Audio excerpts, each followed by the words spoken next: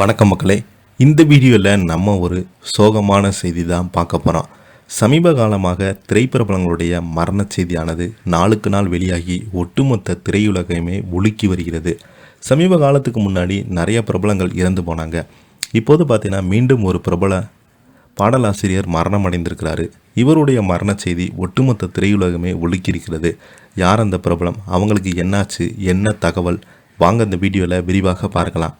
அதுக்கு முன்னாடி முதன்முறையாக நம்ம சேனலை ஃபஸ்ட் டைம் பார்க்குறீங்கன்னா சப்ஸ்கிரைப் பண்ணாதவங்களாம் சப்ஸ்கிரைப் பண்ணிக்கோங்க. பெல் பட்டன்ஸ் மூலமிக்கி நம்ம சேனலோட நோட்டிஃபிகேஷனை எனபிள் பண்ணிக்கோங்க.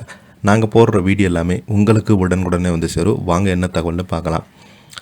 நிறைய முருகன் கோவிலில் இவருடைய பாடல் தான் பட்டி தொட்டி எங்கும் ஒலித்து வருகிறது. இப்போது வரைக்கும் இவருடைய பாடலுக்கென்று தனி ரசிகர் கூட்டமே இருக்கிறது.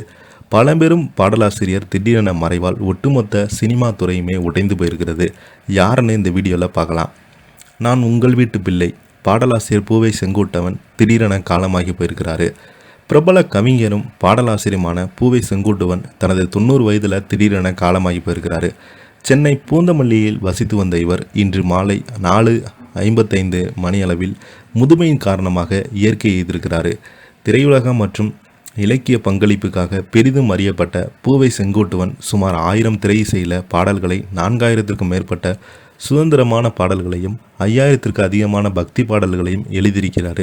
அவரது கலைச்சேவைகள் பாராட்டி 1980ஆம் ஆண்டு அவருக்கு கலைமாமணி விருதும் வழங்கப்பட்டிருந்தது. அவர் எழுதிய திருப்பரங்குன்றத்திலே, நீ சிரித்தால் முருகா மற்றும் நான் உங்கள் வீட்டு பிள்ளை போன்ற திரை இசை பாடல்கள் காலத்தால் அழியாத புகழ் பெற்றவை.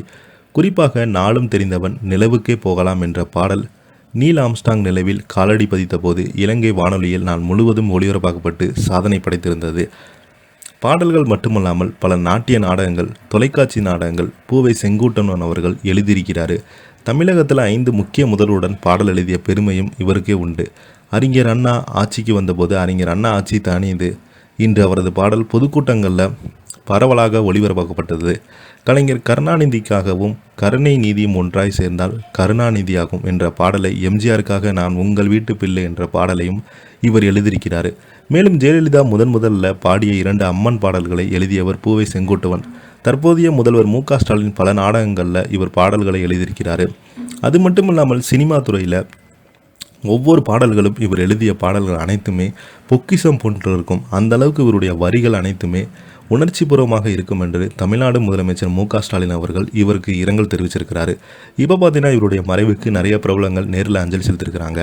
இதை பற்றி நீங்கள் என்ன கீழே உள்ள கமெண்ட் பாக்ஸில் மறக்காமல் பதிவிடுங்க. இந்த வீடியோ உங்களுக்கு பிடிச்சிருந்தா லைக் பண்ணுங்கள், ஷேர் பண்ணுங்கள், கமெண்ட் பண்ணுங்கள். நன்றி, வணக்கம்.